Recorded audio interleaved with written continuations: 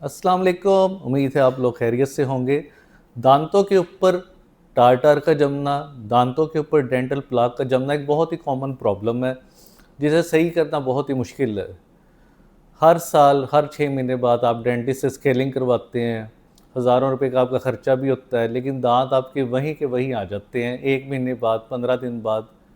तो इस मसले का पक्का इलाज क्या है? ऐसा इलाज जो आपको खर्चे से भी बचाए और आपको बार बार डेंटिस्ट के पास ना जाना पड़े। उसके लिए आज की वीडियो को आपने एंड तक गौर से देखना है, क्योंकि ये सारी चीज़ें रिसर्च से साबित हैं जो मैं आज आपको बताने जा रहा हूँ, जिससे आपके दांतों पे टार्टर जमेगा भी नहीं। और अर्ली स्टेज में जब इनिशियली वो जमना स्टार्ट हो रहा है, तो अभी सॉफ्ट फॉर्म में होता है, जिसे आप इजीली इन तरीक़ों से रिमूव कर सकते हैं। तो चलते हैं बगैर किसी देर के आज की वीडियो की तरफ। सबसे पहला और सबसे आसान हल इसका जो मैं आपको बताने जा रहा हूँ, उसे आप लिख लें। ये आपके बहुत ही काम आएगा, क्योंकि ये सबसे टॉप पे है, सबसे आजमुद्दा नुस्खा यही वाला है जो सबसे पहले मैं आपको बताने जा रहा हूँ। उसके लिए आपने कोई ज़्यादा मेहनत नहीं करनी, आपने किसी नर्सरी में जाके वहाँ से एक एलोवेरा का एक पौधा लेना है, उसका एक बेशक पत्ता ले लें। प्लांट के अंदर जो पत्ता होगा उसे आप खोलेंगे तो उसके अंदर से जेल निकलेगा। उस जेल को आपने उंगली पे लगाना है। फिर आपके मुंह के अंदर जो जगह जहाँ पे ज़्यादा टार्टर जमता है, वो एक नीचे वाले दांतों की अंदरूनी साइड जो ज़ुबान की तरफ होती है, और ऊपर वाले जो दांत हैं उनकी बाहर वाली सतह जो गाल की तरफ होती है। इन दो जगहों पे पत्थर या टार्टर बहुत ज़्यादा जमता है। तो आपने इन्हीं जगहों पे एलोवेरा जेल जो आपने नेचुरल कुदरती निकाला है, उन्हें इस जगह पे अच्छी तरह आपने रब करना है, मलना है अच्छी तरह फिंगर पे लेके। उससे जो फ्रेश निकला है, फ्रेश होना चाहिए, मार्केट वाला नहीं होना चाहिए। वो आर्टिफिशियल है, उसका 0% असर है, कोई फ़ायदा नहीं होना। तो ओरिजिनल जो आपने निकाले इसे अच्छी तरह इस जगह पे फिंगर से रब करता है 2 से 3 मिनट इस जगह पे, और इस जगह जिस जगह पे आपके पत्थर जमा है उस जगह पे इसे अच्छी तरह आपने रब करना है 2 से 3 मिनट कम अज़ कम। उसके बाद नीम गर्म पानी में नमक डाल के अच्छी तरह कुरली करनी है, ताकि वो सारा आपका वाश आउट हो जाए। और उसके बाद नॉर्मल ब्रशिंग आप करें, जिससे आपका पत्थर नरम होकर आराम से उतरते जाएगा। जैसे जैसे आप उन्हीं जगहों पे ब्रश करेंगे प्रॉपर तरीके से, जिस तरह मैंने आपको कई दफ़ा बताया कि हमेशा जब भी ब्रश करते हैं आपने ऊपर से नीचे की तरफ करना है। डायरेक्शन आपकी इस तरह होनी चाहिए, ऊपर से नीचे की तरफ, और नीचे वालों के लिए नीचे से ऊपर की तरफ, और अंदर वालों के लिए इस तरह आपने अच्छी तरह करना है, और ऊपर वालों के लिए बिल्कुल स्ट्रेट करके, जो तालू या पैलेट जिसे कहते हैं। तो ये पहला स्टेप आपने अगर कर लिया तो समझें आपके मज़े लग गए हैं, आपको दोबारा प्रॉब्लम नहीं होगी टार्टर या पत्थर जमने की। और जो अर्ली अभी जम भी रहा है, अगर आप शीशे में देखें जो पीला पीला होता है इनिशियली, वो भी बड़े आराम से इससे रिमूव हो जाएगा। तो ये बड़ा तहकीक से साबित और बड़ा ही आजमूदा नुस्खा है। अब इसके अंदर क्या चीज़ है जो ऐसा करती है?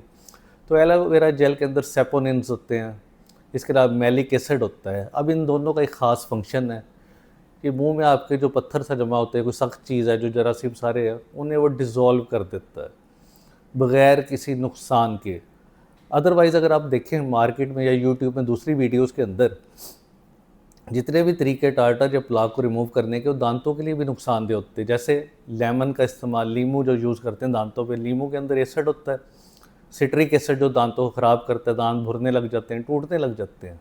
इसी तरह सिरके का इस्तेमाल भी दांतों को ख़राब करता है। बेकिंग सोडा अगर आप रोज़ यूज़ करें तब आपके लिए नुकसानदेह, वो भी आप वीक में एक दफ़ा से ज़्यादा यूज़ नहीं करना चाहिए। तो ये जो तरीका है मैं आपको आज बताया है, पहले नंबर वाला एलोवेरा जेल का, ये आपके लिए एक ब्लेसिंग है, एक नेमत है जो नेचर ने आपको दी है। फ्रेश प्लांट से जब आप इसे लगाएंगे तो इसके अंदर सेपोनिन और मैलिक एसिड उस जगह को डिज़ोल्व करना शुरू कर देगा जो पत्थर जमा है, और बाद में ब्रश से आप इजीली उसे उतार सकते हैं। ये काम आप डेली भी कर सकते हैं या वीक में आप एक दफ़ा भी कर सकते हैं, ये जैसे आपके लिए इसमें आसानी हो। अब दूसरी तरीके की तरफ चलें जो इससे थोड़ा सा लो लेवल का है, लेकिन ये बड़ा पुराना और आजमूदा तरीका है। इसमें आपने करना क्या होता है, सेसमी सीड्स जो होते हैं, दो तरह के होते हैं, सफ़ेद भी होते हैं, ब्राउन भी होते हैं। ब्राउन वाले ज़्यादा ताकतवर होते हैं, फिर न्यूट्रिशन ज़्यादा है, कैल्शियम ज़्यादा होती है, दांतों को मजबूत भी करती है। 1 चम्मच उसका आपने, चाय का चम्मच, टीस्पून मुंह में रखना है सेसमी सीड्स का, तिलों के बीज, और उसे अच्छी तरह आपने चबाना है। इतना चबाना है कि वो एक ड्राई हो जाए, खुश्क हो जाए, एक पेस्ट टाइप बन जाए। उसके बाद नरम से ब्रश से उसके साथ ही अच्छी तरह ब्रश करेंगे तो दांत आपके चमकदार हो जाएंगे, वाइट हो जाएंगे, उनसे पत्थर भी उतरना शुरू हो जाएगा। लेकिन इसका रिज़ल्ट थोड़ा सा कम है एलोवेरा की निस्बत। पहला नंबर एलोवेरा जेल का है, दूसरा नंबर सेसमी सीड्स का है। इसी तरह अगर आप सीड को नहीं चबा सकते तो सुबह सबसे पहले तीसरे नंबर पे जो मैं आपको टिप्स बता रहा हूँ, सुबह उठते ही सबसे पहले जो काम आपने करना है, 1 चम्मच जो टेबल स्पून है आपने तिलों के तेल का, सेसमी ऑयल का लेना है, मुंह में रखना है और उसे अच्छी तरह 2 से 3 मिनट मुंह के अंदर हिलाना है। उसके बाद आप स्पिट कर देना, थूक देना है। तो उससे भी आपका जो टार्टर है वो नरम होना शुरू हो जाएगा और अपनी जगह छोड़ना शुरू हो जाएगा। और इसके अलावा एक बड़ा अहम तरीका जो मैंने कई वीडियोज़ में बताया भी है आपको पहले भी कई दफ़ा, बहुत ही सिंपल है। उसमें आपने कुछ नहीं करना, आपने किसी बाज़ार में, मार्केट में, किसी मार्ट में जाना है और एक टूथपेस्ट देखनी है जिसके अंदर 2 चीज़ें लाज़मी ऐड होनी चाहिए। एक ज़िंक है, ज़िंक एसीटेट के नाम से भी आता है, ज़िंक सिट्रेट भी आता है। दूसरी चीज़ पायरोफॉस्फेट। ये दोनों का कॉम्बिनेशन बड़ा मैजिक कॉम्बिनेशन है। अगर इन दोनों एक पेस्ट के अंदर आपको मिल जाए तो समझे आपका काम और आसान हो गया है। क्योंकि ज़िंक पत्थर जमने नहीं देता। जिन लोगों को बार बार मसला होता है, स्केलिंग कराई 15 दिन बाद फिर पत्थर जम गया, 5-5 दफ़ा ब्रश किया फिर पत्थर जम गया, उनके लिए बड़ा ही आजमूदा नुस्खा है ज़िंक का। और साथ ही अगर पायरोफॉस्फेट मिल जाए तो बहुत ज़बरदस्त है। तो ये पायरोफॉस्फेट जो पत्थर जब जम रहा होता है तो उसके क्रिस्टल्स बन रहे होते हैं, उनकी ग्रोथ को रोकता है। यानी अर्ली स्टेज पे आपको पत्थर बनने को भी रोक देता है, तो फर्दर पत्थर बनने का अमल बिल्कुल ख़त्म हो जाता है और दोबारा नहीं होता। तो ये बड़ा ही आसान तरीका, अगर आपको किसी मार्केट में, किसी अच्छे मार्ट में ये पेस्ट ऐसी मिल जाए जिसके अंदर ये दोनों चीज़ें हों, तो आपका मसला बड़ी आसानी से हल हो सकता है। और आखिरी जो नुस्खा है ये भी बड़ा आजमूदा है, जिसके बारे में मशहूर है कि मौत के अलावा हर बीमारी का इलाज, हर बीमारी की शिफा जो है इसके अंदर मौजूद है। और वो क्या चीज़ है? ब्लैक सीड्स, कलवंजी भी कहते हैं इसे।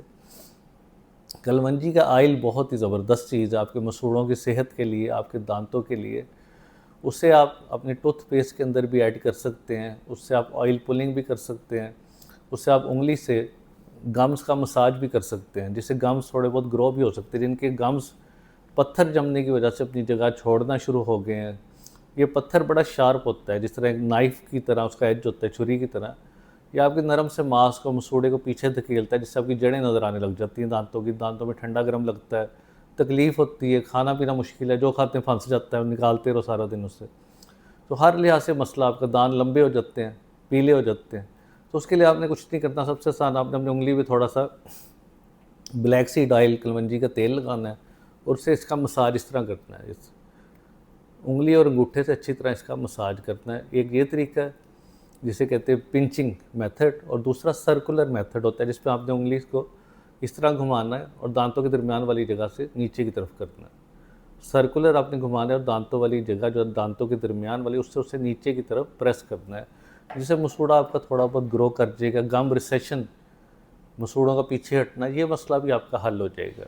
उम्मीद है आज की इन्फॉर्मेशन आपको पसंद आई होगी। इससे रिलेटेड कोई भी सवाल आप नीचे कमेंट बॉक्स में पूछ सकते हैं। शुक्रिया।